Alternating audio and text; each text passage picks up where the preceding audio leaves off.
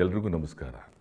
ಪ್ರಿಯ ವಿದ್ಯಾರ್ಥಿ ಮಿತ್ರರೇ, ತಮಗೆಲ್ಲರಿಗೂ ಕರ್ನಾಟಕ ರಾಜ್ಯ ಮುಕ್ತ ವಿಶ್ವವಿದ್ಯಾನಿಲಯದ ದೃಶ್ಯವಾಹಿನಿಗೆ ಆತ್ಮೀಯ ಸ್ವಾಗತ. ವಿಶ್ವವಿದ್ಯಾನಿಲಯದ ಚಟುವಟಿಕೆಗಳು ಹಾಗೂ ಸುದ್ದಿಗಳು ನಿಮಗಾಗಿ.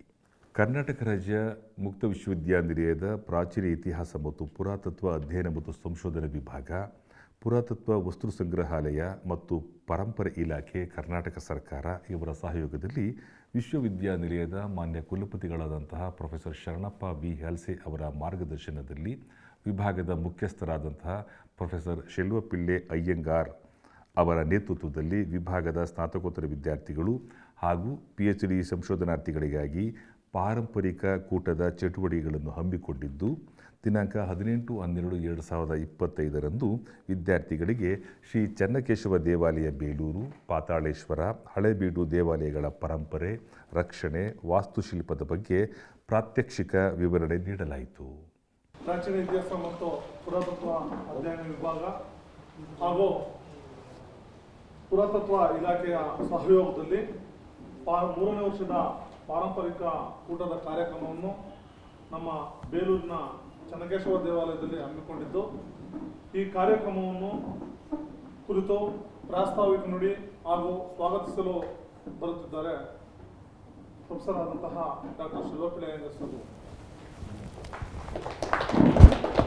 ಎಲ್ಲರಿಗೂ ನಮಸ್ಕಾರ. ಇವತ್ತು ಒಂದು ಪವಿತ್ರವಾದ ಜಾಗದಲ್ಲಿ ಇದ್ದೀವಿ. ನಾವು ಬೇಲೂರು ಚನ್ನಕೇಶವ ಸ್ವಾಮಿ ದೇವಾಲಯದ ಆವರಣದಲ್ಲಿದ್ದೀವಿ. ಪಕ್ಕದಲ್ಲೇ ಚನ್ನಕೇಶವ ಸ್ವಾಮಿ ದೇವಾಲಯ.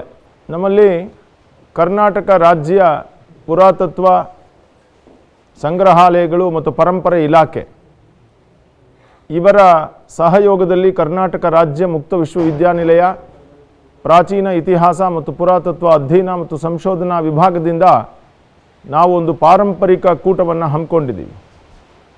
ಕರ್ನಾಟಕ ರಾಜ್ಯ ಸರ್ಕಾರದ ಆಶಯ ಏನು ಅಂತ ಹೇಳಿದ್ರೆ, ನಮ್ಮ ರಾಜ್ಯದಲ್ಲಿರುವಂತಹ ಎಲ್ಲ ಮಕ್ಕಳಿಗಳಿಗೂ ಕೂಡ, ಅಂದರೆ ಮುಖ್ಯವಾಗಿ ಕಾಲೇಜು ಶಿಕ್ಷಣದಲ್ಲಿ ಇರುವಂತಹ ಮಕ್ಕಳಿಗೆ, ಹಾಗೆಯೇ ಪ್ರಾಥಮಿಕ ಶಾಲೆಯಲ್ಲಿ ಓದುತ್ತಿರುವ ಮಕ್ಕಳಿಗೆ, ಹೈಸ್ಕೂಲಲ್ಲಿರುವ ಮಕ್ಕಳಿಗೆ ಮತ್ತು PUC ಇರುವ ಮಕ್ಕಳಿಗೆ ಮತ್ತು ವಿಶ್ವವಿದ್ಯಾನಿಲಯದ ಮಟ್ಟದ ಮಕ್ಕಳಿಗೆ ಅವರದೇ ಆದಂತಹ ಸ್ತರದಲ್ಲಿ ಬೇರೆ ಬೇರೆ ಕಾರ್ಯಕ್ರಮಗಳನ್ನು ಹಮ್ಮಿಕೊಂಡಿದ್ದಾರೆ.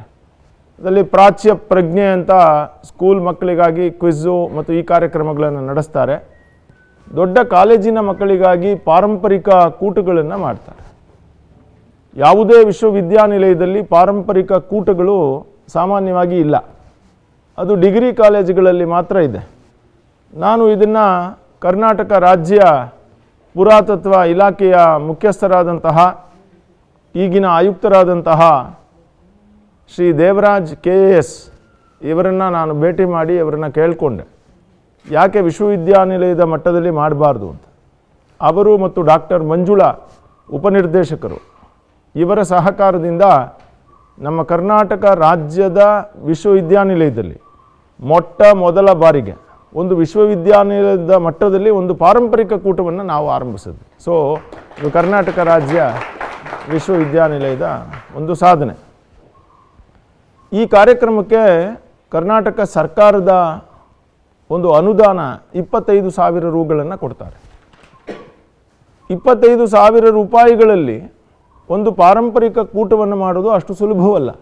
ಯಾಕೆಂದರೆ ಒಂದು ಜಾಗಕ್ಕೆ ಹೋಗಬೇಕು, ಪರಂಪರೆಯನ್ನು ಪರಿಚಯಿಸಬೇಕು, ಸಂರಕ್ಷಣೆಯನ್ನು ಮಾಡಬೇಕು. ಅದಕ್ಕೆ ನಮ್ಮ ವಿದ್ಯಾರ್ಥಿಗಳನ್ನೇನಾದರೂ ಒಂದು ವೇಳೆ ಕರ್ನಾಟಕ ರಾಜ್ಯ ಮುಕ್ತ ವಿಶ್ವವಿದ್ಯಾನಿಲಯದ ವಿದ್ಯಾರ್ಥಿಗಳೆಲ್ಲ ಬರಲಿ ಅಂತ ಹೇಳಿಬಿಟ್ರೆ ನಿಮಗೆ ಆಶ್ಚರ್ಯ ಆಗ್ಬೋದು. ನಮ್ಮದು 1,00,000 ಜನ ಸ್ಟೂಡೆಂಟ್ಸ್ ಇದ್ದಾರೆ. ಅವರೇನಾದರೂ ನಾವು ಬರ್ತೀವಿ ಅಂತ ಸುಮ್ಮನೆ ಹೆಸರು ಕೊಟ್ಟರೆ ನಮಗೆ ಬಸ್ಗಳೆಲ್ಲ ಟ್ರೈನ್ ಮಾಡಿದ್ರೂ ಸಾಕಾಗಲ್ಲ. ಅದಕ್ಕೆ ನಾವೇನು ಮಾಡಿದ್ವಿ, ಇದು ಕೇವಲ ಈ ಆ್ಯಕ್ಟಿವಿಟಿ ನಮ್ಮ ವಿಭಾಗಕ್ಕೆ ಮಾತ್ರ ಸೀಮಿತವಾಗಿರಲಿ, ಬೇರೆ ಕಾಲೇಜುಗಳೆಲ್ಲ ಹಾಗಿಲ್ಲ. ಆ ಪರಂಪರಾ ಕೂಟದ ವಿದ್ಯಾರ್ಥಿಗಳಾಗಿ ಯಾರು ಬೇಕಾದರೂ ಸೇರ್ಕೋಬೋದು. ಈ ಎಲ್ಲ ಕಾಲೇಜುಗಳಲ್ಲಿ ಆರ್ಕಿಯಾಲಜಿ ಮತ್ತು ಹಿಸ್ಟ್ರಿಲಿ ಏನು ಓದ್ತಾ ಇದ್ದಾರೋ ಆ ವಿದ್ಯಾರ್ಥಿಗಳು, ಉದಾಹರಣೆಗೆ ಮೈಸೂರು ಯೂನಿವರ್ಸಿಟಿ ಪ್ರಾಚೀನ ಇತಿಹಾಸ ಮತ್ತು ಪುರಾತತ್ವವನ್ನು ಓದ್ತಾ ಇರುವಂತಹ ಮಕ್ಕಳನ್ನು ಸೇರಿಸಿದ್ರೆ ಇಡೀ ಕರ್ನಾಟಕದ ಎಲ್ಲ ವಿಶ್ವವಿದ್ಯಾನಿಲಯದಲ್ಲಿ ಓದ್ತಾ ಇರುವಂತಹ ಯೂನಿವರ್ಸಿಟಿಯ ವಿದ್ಯಾರ್ಥಿಗಳ ಒಟ್ಟು ಲೆಕ್ಕವನ್ನು ತಗೊಂಡ್ರೂ ನಮ್ಮದೇ ಜಾಸ್ತಿ. ನಮ್ಮದು ಟೋಟಲ್ಲು ಇವತ್ತಿಗೆ ನಾವು ಹೇಳೋದಾದರೆ 500 ಜನ ಆರ್ಕಿಯಾಲಜಿ ಓದ್ತಾ ಇದ್ದಾರೆ ನಮ್ಮ ಹತ್ರ. ನಿಮಗೇನಾದರೂ ಓಪನ್ ಎಲೆಕ್ಟಿವ್ನು ತಗೊಂಡಿರೋರ ಸಂಖ್ಯೆ ನಿಮಗೆ ಹೇಳಿದ್ರೆ 5,000ಕ್ಕೆ ಮೇಲೆ ಇದೆ. ಸೊ ಯು ಜಸ್ಟ್ ಇಮ್ಯಾಜಿನ್ ನಮ್ಮ ರಾಜ್ಯದ ಸ್ಟೇಟ್ ಆರ್ಕಿಯಾಲಜಿ ನಮ್ಮ ಆರ್ಕಿಯಾಲಜಿ ಡಿಪಾರ್ಟ್ಮೆಂಟ್ ಹೇಗೆ ಕೆಲಸ ಮಾಡ್ತಾ ಇದೆ ಅಂತ. ಮತ್ತು ಆರ್ಕಿಯಾಲಜಿ ಡಿಪಾರ್ಟ್ಮೆಂಟ್ಗಳಲ್ಲೇ ಇಡೀ ಇಂಡಿಯಾದಲ್ಲಿ ಇನ್ಯಾರೂ ಇಂತಹ ಅಟೆಂಪ್ಟನ್ನು ಮಾಡೋಕ್ಕಾಗಿಲ್ಲ, ಮಾಡಿಲ್ಲ.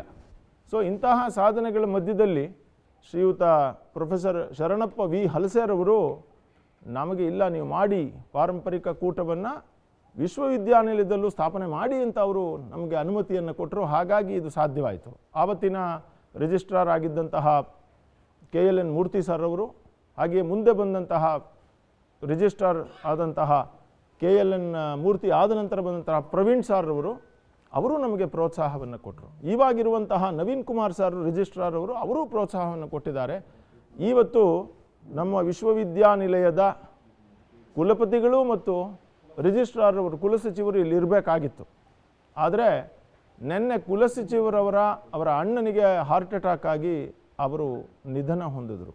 ಆದ್ದರಿಂದ ಇದು ಅತ್ಯಂತ ಪಾಪ ದುಃಖಕರವಾದ ಸಂಗತಿ. ಹಾಗಾಗಿ ಅವರಿಬ್ಬರು ಅಲ್ಲಿರಬೇಕಾದಂತಹ ಅನಿವಾರ್ಯತೆ ಇದೆ. ಯಾಕೆಂದರೆ ಸ್ವಂತ ಅಣ್ಣನ ಕಳ್ಕೊಂಡಿದ್ದಾರೆ, ಆ ದುಃಖದಲ್ಲಿದ್ದಾರೆ. ಅವರು ಕೂಡ ಇಲ್ಲಿಗೆ ಬರಬೇಕಾಗಿತ್ತು.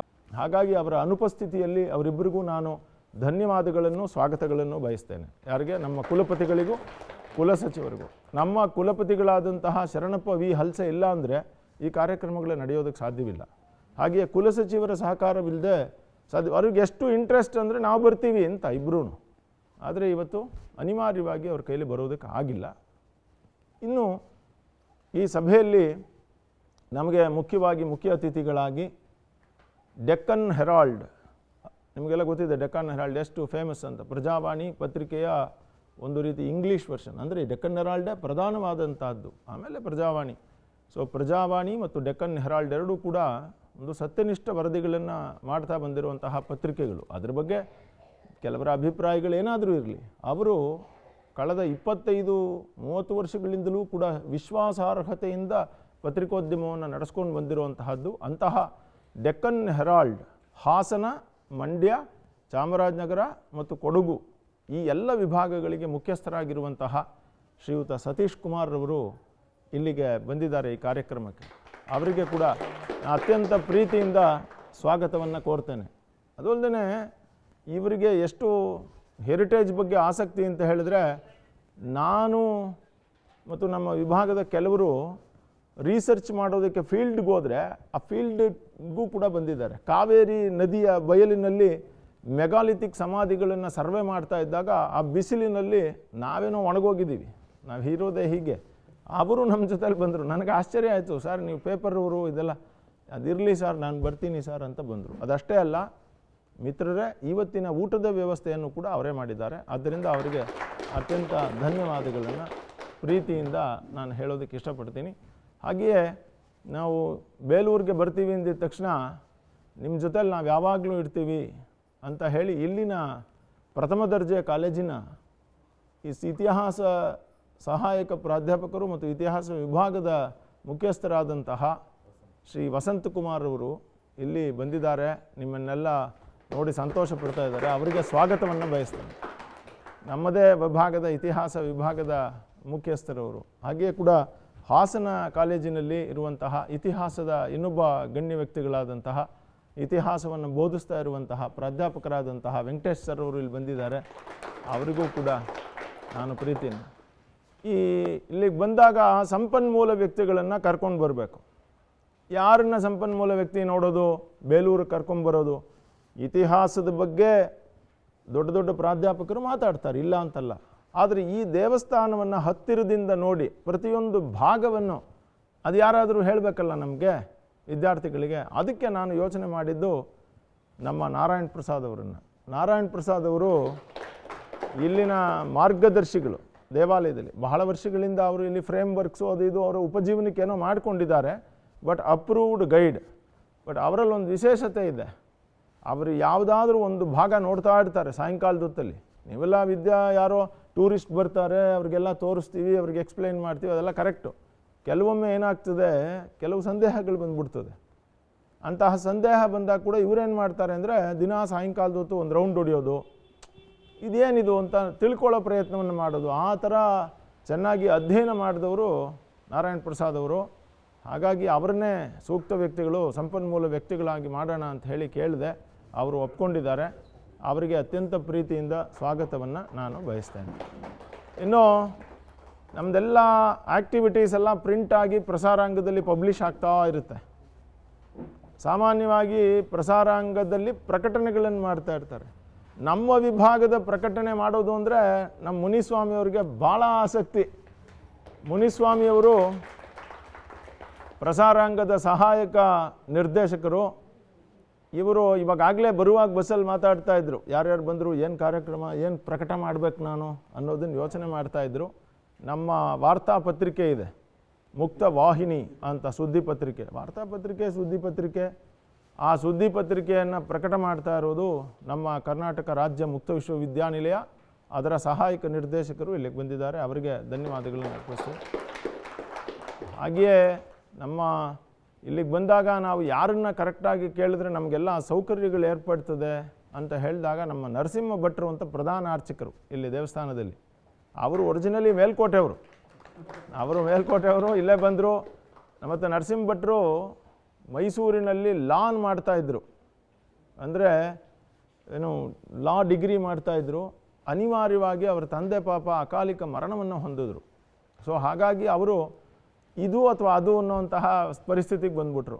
ಆಗ ಇಲ್ಲ, ಪರಂಪರೆಯನ್ನು ಇವರಲ್ಲ, ಇಲ್ಲ ನರಸಿಂಹ ಭಟ್ರು ಇದ್ದಾರೆ, ಇವರು ನಮಗೆ ಅತ್ಯಂತ ಆಪ್ತರು. ಇವ್ರನ್ನ ನಾನಿವಾಗ ಹೆಸರು ಹೇಳಬೇಕು, ಆದರೆ ಬೇರೆ ಹೆಸರಲ್ಲೇ ಇವ್ರನ್ನ ಕರೆಯೋದೆಲ್ಲ ಲಡ್ಡು ಅಂತ ಕರೀತಾರೆ. ಹಾಗಾಗಿ ಲಡ್ಡು ಸ್ವಾಮಿಗಳು, ಅವ್ರು ಲಾಡು ಕೊಡೋದ್ರಿಂದ ಲಡ್ಡು ಸ್ವಾಮಿಗಳು. ಹಾಗಾಗಿ ನಾಗರಾಜ್ ಅವರು ಪರಿಚಾರಕರಾಗಿದ್ದಾರೆ ದೇವಸ್ಥಾನದಲ್ಲಿ. ಅವರೇ ಎಲ್ಲ ಪೂಜೆಗಳನ್ನೆಲ್ಲ ನೋಡ್ಕೊಳ್ಳೋದು. ಇವರಿಬ್ಬರು ಕೂಡ ನಮಗೆ ಈ ಹಾಲ್ನ ವ್ಯವಸ್ಥೆಯನ್ನು ಉತ್ತರಾದಿ ಮಠದಿಂದ ಮಾಡಿಸಿದ್ದಾರೆ, ರಾಘವೇಂದ್ರ ಸ್ವಾಮಿ ಮಠದ. ಅವ್ರಿಗೂ ಕೂಡ ಆಭಾರಿಗಳಾಗಿದ್ದೀವಿ. ಈ ಕಾರ್ಯಕ್ರಮಕ್ಕೆ ತಾವೆಲ್ಲ ಬಂದಿದ್ದೀರಿ, ತಾವೇ ಮುಖ್ಯವಾದಂತಹವರು. ನಮಗೆ ಹೇಳಬೇಕು ಅಂದರೆ ನಮ್ಮ ಗಣ್ಯರಿಗೆ ಹೇಳಬೇಕು, ನಮ್ಮ ವಿದ್ಯಾರ್ಥಿಗಳು ಓಪನ್ ಡಿಸ್ಟೆನ್ಸ್ ಲರ್ನಿಂಗ್ ಎಜುಕೇಷನ್ ಮಾಡ್ತಾ ಇರೋದ್ರಿಂದ ಇಲ್ಲಿ ಎದುರುಗಡೆ ಕುಂತಿರೋರೆಲ್ಲ ವಿದ್ಯಾರ್ಥಿಗಳು ಅನ್ನೋ ಮುಂಚೆ ಅವರೆಲ್ಲ ಗಣ್ಯ ವ್ಯಕ್ತಿಗಳೇ. ಎಲ್ಲ ಇವಾಗ ನಮ್ಮ ಪಾಂಡುರಂಗ ಸರ್ ಇದ್ದಾರೆ, ನಿಮಗೆ ಗೊತ್ತು. ಅವರು ನಮ್ಮ ರವಿಯವರು ಇರ್ಬೋದು, ಚಂದ್ರಹಾಸು ಬ್ಯಾಂಕ್ ಮ್ಯಾನೇಜರ್ ಆಗಿದ್ದವರು, ಮೀನಾ ಕುಮಾರಿ ಅವರು ಫಾರಿನ್ನಲ್ಲಿದ್ದು ಇಲ್ಲಿಗೆ ಬಂದಿರೋರು, ನಮ್ಮ ಸಹನಾ, ಹಂಗೆ ಆ Sahana artist, well known artist, ನಮ್ಮ ಹಂಸ, ಮಯೂರರಾವ್ ಆಲ್ರೆಡಿ ಟೀಚರು. ನೀವು ಎಲ್ಲರನ್ನೂ ಗುರುತಿಸ್ತಾ ಹೋದರೆ ಎಲ್ಲ ಅವನು ಸುಧಾಕರ ಲೆಕ್ಚರರು, ಕಿಶೋರ್ ಅರಸು ಲೆಕ್ಚರರು, ರಾಜನ್ ಮನೆತನದವರು, ಇವರು ಭರತ್, ಹೀಗೆ ಇಲ್ಲಿ ಬಂದಿರೋರು ಕೂಡ ಅಷ್ಟೇ ಗಣ್ಯ ವ್ಯಕ್ತಿಗಳು. ತಾವೆಲ್ಲ ಬಂದಿದ್ದೀರಿ. ಮತ್ತು ಈ ಕಾರ್ಯಕ್ರಮ ದೃಶ್ಯವಾಹಿನಿಯಲ್ಲಿ, KSOU ದೃಶ್ಯವಾಹಿನಿ, ನೀವೆಲ್ಲ ಸಬ್ಸ್ಕ್ರೈಬ್ ಆಗಿದ್ದೀರೋ ಇಲ್ವೋ ಗೊತ್ತಿಲ್ಲ, ದಯವಿಟ್ಟು ಸಬ್ಸ್ಕ್ರೈಬ್ ಆಗಿ. ಅದು ನಮ್ಮಲ್ಲಿ ಲೈವಲ್ಲಿ ಓಡ್ತಾ ಇರುತ್ತೆ. ಈ ಕಾರ್ಯಕ್ರಮ ಪೂರ್ತಿ ದೃಶ್ಯವಾಹಿನಿಯಲ್ಲಿ ಬರುತ್ತೆ. ಸೊ KSOU ದೃಶ್ಯವಾಹಿನಿಯ ಎಲ್ಲ ಸಿಬ್ಬಂದಿಗಳಿಲ್ಲಿದ್ದಾರೆ, ಕ್ಯಾಮ್ರಾಮನ್ಗಳು ಎಲ್ಲರೂ. ಅವರಿಗೂ ಕೂಡ ಆತ್ಮೀಯವಾಗಿ ನಾನು ಸ್ವಾಗತವನ್ನು ಬಯಸ್ತೇನೆ, ತಮ್ಮೆಲ್ಲರಿಗೂ ಸ್ವಾಗತವನ್ನು ಬಯಸ್ತೇನೆ. ಮತ್ತು ನಮ್ಮ ವಿಭಾಗದ ಸಹಾಯಕ ಪ್ರಾಧ್ಯಾಪಕರಾದಂತಹ ಅಂಜನಾಮೂರ್ತಿ ಸರ್ ಅವರು ಮತ್ತು ಡಾಕ್ಟರ್ ರವಿ ಪ್ರಸಾದ್ ಇವರಿಬ್ಬರು ನಮ್ಮ ಜೊತೆಲಿರ್ತಾರೆ. ಮತ್ತು ಎಲ್ಲದಕ್ಕೂ ಒತ್ತಾಸೆಯಾಗಿ ಬೆನ್ನೆಲುಬಾಗಿ ಇರೋರು ನಮ್ಮ ವಿಭಾಗದ ಎಲ್ಲ ಕಾರ್ಯ ಸಿಬ್ಬಂದಿಗಳು. ನಮ್ಮ ಶಿವಶಂಕರ ಮತ್ತು ಅವರು ಕೇಸ್ ವರ್ಕರ್ ಇದ್ದಾರೆ. ಮತ್ತು ನಮ್ಮ ಸುರೇಂದ್ರ ಅವರು ಕೂಡ ನಮ್ಮ DO ಆಗಿದ್ದಾರೆ.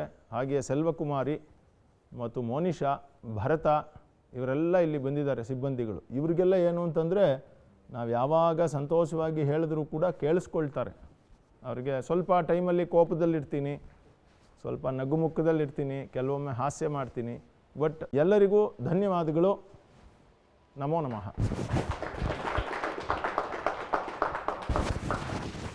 ವೇದಿಕೆ ಮೇಲಿರೋ ಗಣ್ಯರೇ, ಪ್ರತಿಯೊಬ್ಬರು ಹೆಸರು ಹೇಳೋಕ್ಕೆ ಹೋಗಲ್ಲ. ನಮ್ಮ ಬಸ್ ಈಗಾಗಲೇ ಆಮೆಗತಿನಲ್ಲಿ ಬಂದಿರೋದ್ರಿಂದ ತುಂಬ ತಡ ಆಗಿದೆ. ಈಗ ನಾವು ದೇವಸ್ಥಾನಕ್ಕೆ ಹೋಗೋಕ್ಕೆ ಮುಂಚೆನೇ ಊಟದ ವ್ಯವಸ್ಥೆ ಮಾಡೋ ಥರ ಆಗಿದೆ. ಹಾಗಾಗಿ ನಾನು ಈಗಾಗಲೇ ಒಂದು ಲಾಸ್ಟ್ ಇಯರ್ ಅಲ್ವ ಸರ್ ಇದಕ್ಕೆ ಹೋಗಿದ್ದು, ಕೇರ್ಪೇಟೆ ಹೊಸವಳಲ್ಲಿ ಹೋಗಿದ್ವಿ. 2 ವರ್ಷದಿಂದ ಪರಂಪರೆ ಕೂಟ ಜೊತೆಯಲ್ಲಿ ನಾನು ನಿಕಟವಾಗಿ ತೊಡಗಿಸ್ಕೊಂಡಿದ್ದೀನಿ. ಅದೇ ರೀತಿಯಲ್ಲಿ ಇದುವರೆಗೂ ಸುಮಾರು ಒಂದು 10 ವರ್ಷದಿಂದ ನಿಮ್ಮ ಏನ್ಷಂಟ್ ಹಿಸ್ಟ್ರಿ ಮತ್ತು ಆರ್ಕಿಯಾಲಜಿ ಡಿಪಾರ್ಟ್ಮೆಂಟ್ ಚೇರ್ಮನ್ ಆಗಿರುವಂಥ ಪ್ರೊಫೆಸರ್ ಶೆಲೋಪಿಳ್ಳೆ ಅಯ್ಯಂಗಾರ್ ಅವ್ರ ಜೊತೆಯಲ್ಲಿ ವಿವಿಧ ಸ್ತರದಲ್ಲಿ ನಾವು ಇತಿಹಾಸ, ಪರಂಪರೆ, ಈ ವಿಚಾರಗಳು ಮತ್ತು ನಮ್ಮ ಕಲ್ಚರ್ ರಿಲೇಟೆಡು ಅವ್ರ ಜೊತೆಯಲ್ಲಿ ಚರ್ಚೆನಲ್ಲಿ ಇದ್ಕೊಂಡು ನಾನು ಅವರಿಂದ ಕೆಲವು ಸಲಹೆಗಳನ್ನು ಸಹ ಪಡ್ಕೊಂಡು ನನ್ನ ಲೇಖನಗಳಿಗೂ ಸಹ ಬಳಸ್ಕೊಂಡಿದ್ದೀನಿ. ನಮಗೆ crime, politics, finance, business, accident ಇದೆಲ್ಲ ಬರೆಯೋದು ನಮ್ಮ ಜೀವನಕ್ಕೆ ತುಂಬ ಅಗತ್ಯವಾಗಿರೋಂಥದ್ದು, ನಮ್ಮ ವೃತ್ತಿಗೆ ತುಂಬ ಅಗತ್ಯ ಇರೋವಂಥದ್ದು. ಆದರೆ ನಾನು ಪ್ಯಾಷನ್ ಅಂತ ತೊಡಗಿಸ್ಕೊಂಡಿರೋದು ಹಿಸ್ಟ್ರಿ, ಹೆರಿಟೇಜ್ ಮತ್ತು ಕಲ್ಚರ್ ಬಗ್ಗೆ ಬರೆಯೋಂಥದ್ದು. ಆ ನಿಟ್ಟಿನಲ್ಲಿ ತಮ್ಮನ್ನೆಲ್ಲ ಇಲ್ಲಿ ಭೇಟಿಯಾಗಿದ್ದು ನನಗೆ ತುಂಬ ಖುಷಿ ಕೊಡುತ್ತೆ. ಈ 2 ವರ್ಷದಿಂದ ನಾನು ನೋಡ್ತಾ ಇದ್ದೀನಿ, ತುಂಬ ಅಚ್ಚುಕಟ್ಟಾಗಿ ಕಾರ್ಯಕ್ರಮನ ನಡೆಸ್ಕೊಂಡು ಬರ್ತಾ ಇದ್ದಾರೆ. KSU ಪರಂಪರಾ ಕೂಟ ಮತ್ತು ಆರ್ಕಿಯಾಲಜಿ ಡಿಪಾರ್ಟ್ಮೆಂಟ್, ಸ್ಟೇಟ್ ಆರ್ಕಿಯಾಲಜಿ ಡಿಪಾರ್ಟ್ಮೆಂಟ್ನವರು ಇದಕ್ಕೆ ಸಹಯೋಗ ನೀಡ್ತಾ ಇದ್ದಾರೆ. ತಾವೆಲ್ಲರೂ ಇದಕ್ಕೆ ತೊಡಗಿಸ್ಕೊಂಡಿರೋದಕ್ಕೆ, ತಮ್ಮನ್ನೆಲ್ಲ ಭೇಟಿಯಾಗಿದ್ದಕ್ಕೆ ನನಗೆ ಭಾಳ ಸಂತೋಷ ಇದೆ. ಇವತ್ತಿನ ಕಾರ್ಯಕ್ರಮ ಯಶಸ್ವಿ ಆಗಲಿ ಅಂತ ಹಾರೈಸ್ತೀನಿ. ನನ್ನನ್ನು ಇಲ್ಲಿ ಆಹ್ವಾನಿಸಿದ್ದಕ್ಕೆ ತಮ್ಮೆಲ್ಲರಿಗೂ ಧನ್ಯವಾದಗಳನ್ನು ಅರ್ಪಿಸ್ತೀನಿ. ಮುಕ್ತ ವಿಶ್ವವಿದ್ಯಾಲಯದ ಪ್ರಾಚೀನ ಇತಿಹಾಸ ಮತ್ತು ಪುರಾತತ್ವ ಅಧ್ಯಯನ ಮತ್ತು ಸಂಶೋಧನಾ ವಿಭಾಗದ ಮುಖ್ಯಸ್ಥರಾದ ಮತ್ತು ಪ್ರೀತಿಯ ಗುರುಗಳಾದ ಡಾಕ್ಟರ್ ಶೆಲೋಪಿಳ್ಳೆ ಅಯ್ಯಂಗಾರ್ ಸರ್ ರವರೇ, ಹಾಗೆ ವೇದಿಕೆಯಲ್ಲಿರುವಂತಹ KSOU ವಿಶ್ವವಿದ್ಯಾಲಯದ ಎಲ್ಲ ಸಿಬ್ಬಂದಿ ವರ್ಗದವರೇ, ಹಾಗೆ ಅತಿಥಿಗಳೇ, ವಿದ್ಯಾರ್ಥಿಗಳೇ, ವಿಶ್ವಪ್ರಸಿದ್ಧ ಬೇಲೂರಿಗೆ ನೀವೆಲ್ಲ ಆಗಮಿಸಿದ್ದೀರ. ಈಗಾಗಲೇ ಕಳೆದ 2 ವರ್ಷಗಳ ಹಿಂದೆ ಇದು ವಿಶ್ವ ಪಾರಂಪರ್ಯ ಪಟ್ಟಿಗೆ ಸೇರಿದಂಥ ಒಂದು ಪ್ರಸಿದ್ಧ ತಾಣ. ಹೊಯ್ಸಳ ವಾಸ್ತುಶಿಲ್ಪದ ವಿಶಿಷ್ಟ ನೆಲೆಬೀಡು ನಮ್ಮ ಬೇಲೂರು.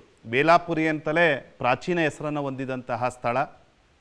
ಈಗ ಬೇಲೂರು ಇಡೀ ವಿಶ್ವದ ವ್ಯಾಪ್ತಿಯಲ್ಲಿ ವಾಸ್ತುಶಿಲ್ಪದಲ್ಲಿ ತನ್ನದೇ ಆದಂತಹ ಹೆಗ್ಗುರುತನ ಹೊಂದಿರುವಂತಹ ಒಂದು ದೇವಾಲಯ. ನಮ್ಮ ಪ್ರವಾಸಿ ಮಾರ್ಗದರ್ಶಕರು ದೇವಸ್ಥಾನವನ್ನು ವಿವರಣೆಯನ್ನು ಕೊಡಬೇಕಾದ್ರೆ ವಾಸ್ತುಶಿಲ್ಪದ ವೈಶಿಷ್ಟ್ಯತೆಯನ್ನು ನಿಮ್ಮ ಮುಂದೆ ತಿಳಿಸ್ತಾರೆ. ಅದನ್ನು ನಾನು ಈ ಸಂದರ್ಭದಲ್ಲಿ ಹೇಳೋದಿಲ್ಲ. ಅದೇ ರೀತಿ ನಮ್ಮ ಹಳೇಬೀಡು ಕೂಡ, ಏಕೆಂದರೆ ನಾನು ಹಳೇಬೀಡಲ್ಲಿ 7 ವರ್ಷಗಳ ಕಾಲ ಆ ವಿಭಾಗದ ಮುಖ್ಯಸ್ಥನಾಗಿ ಇತಿಹಾಸ ವಿಭಾಗದಲ್ಲಿ ಕೆಲಸ ಮಾಡಿ ಬಂದೆ. ಈಗ 1 ವರ್ಷದಿಂದ ಇಲ್ಲಿಗೆ ವರ್ಗಾವಣೆಯಾಗಿ ಬಂದಿದ್ದೀನಿ. 2 ಪ್ರಸಿದ್ಧ ವಾಸ್ತುಶಿಲ್ಪದ ಕೇಂದ್ರದಲ್ಲಿ ಕೆಲಸ ಮಾಡಿದ ಅನುಭವ ನನಗಿದೆ. ಇವತ್ತು ಕೂಡ ತಿಳ್ಕೊಳ್ಳುವಂಥ ವಿಚಾರ ಅಗಾಧ ಪ್ರಮಾಣದಲ್ಲಿದೆ ವಾಸ್ತುಶಿಲ್ಪದ ಶೈಲಿಯ ಬಗ್ಗೆ.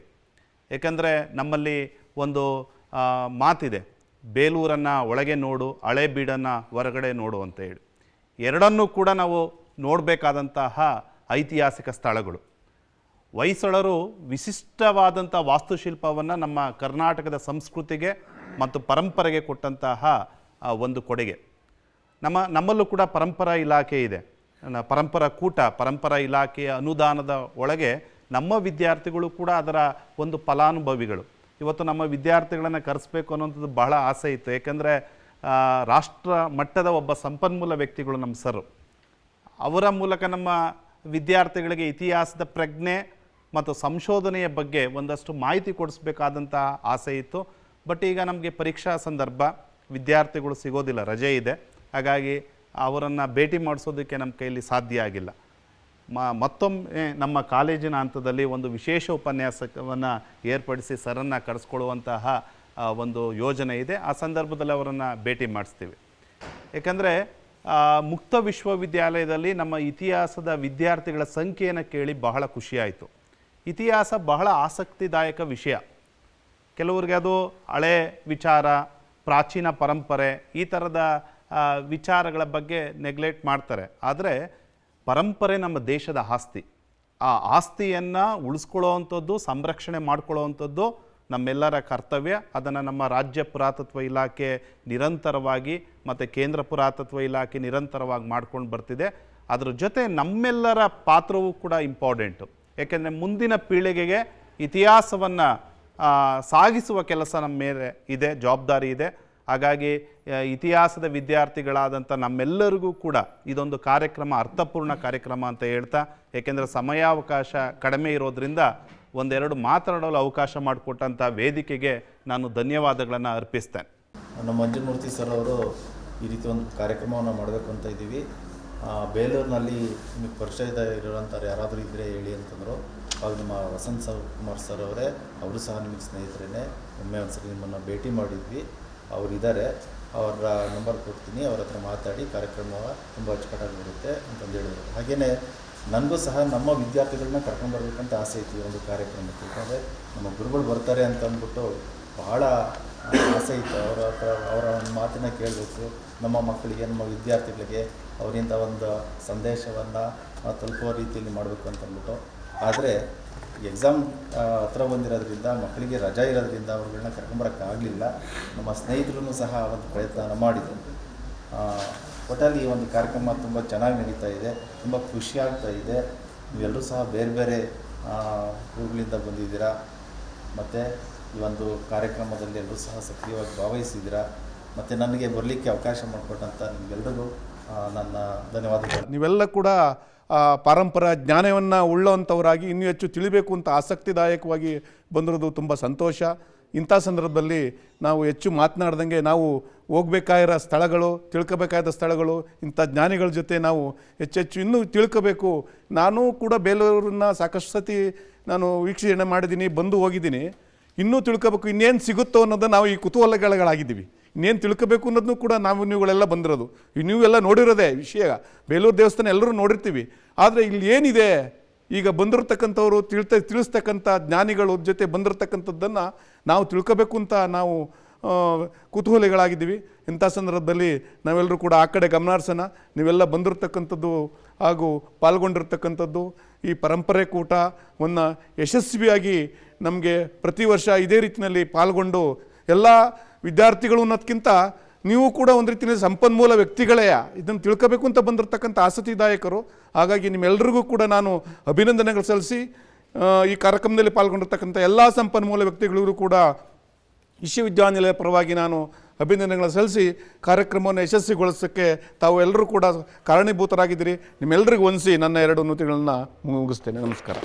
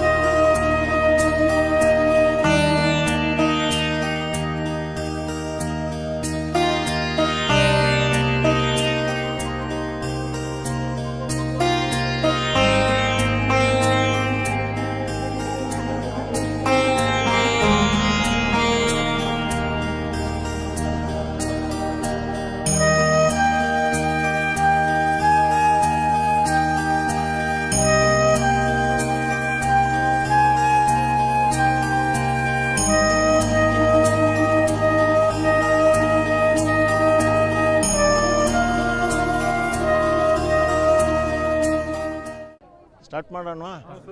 ಬನ್ನಿ, ನಮ್ಮ ನಾರಾಯಣ ಪ್ರಸಾದ್ ಅವರು ಇದ್ದಾರೆ. ನಾವು ಈಗ ಅತ್ಯಂತ ಜಗತ್ಪ್ರಸಿದ್ಧವಾದಂತಹ ಬೇಲೂರು ದೇವಸ್ಥಾನದಲ್ಲಿದ್ದೀವಿ. ಬೇಲೂರು ದೇವಸ್ಥಾನ ಮೊದಲಿಗೆ ಪ್ರಪಂಚದ ಶ್ರೇಷ್ಠವಾದಂತಹ ಶಿಲ್ಪಕಲೆಯಲ್ಲಿ ಶ್ರೇಷ್ಠವಾದಂತಹ ಒಂದು ದೇವಸ್ಥಾನ.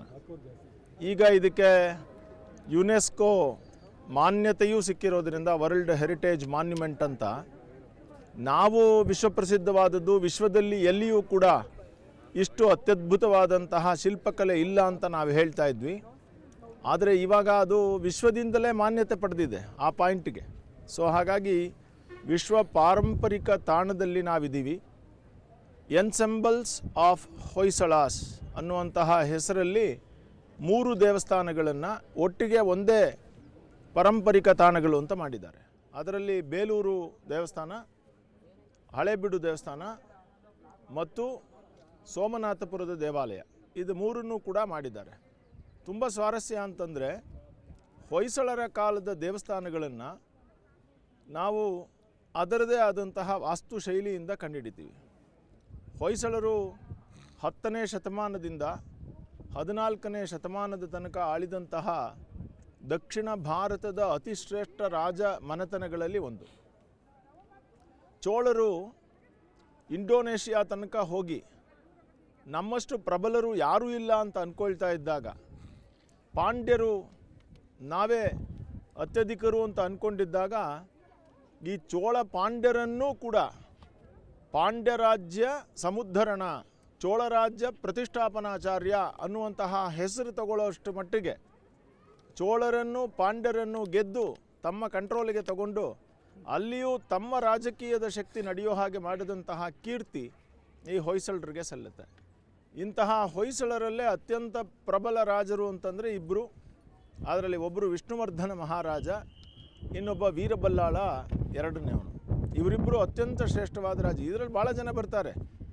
ನೃಪಕಾಮ, ಉದಯಾದಿತ್ಯ, ಬಲ್ಲಾಳ, ವಿಷ್ಣುವರ್ಧನ ಇವರೆಲ್ಲ ಬರ್ತಾರೆ. ಸ್ಥಳ ಅನ್ನೋನು ಆರಂಭಿಸ್ತ ಅನ್ನೋದು ಬರುತ್ತೆ. ಅದನ್ನೆಲ್ಲವನ್ನು ಇವಾಗ ನಾವು ಮಾತಾಡ್ತಾ ಹೋಗೋಣ.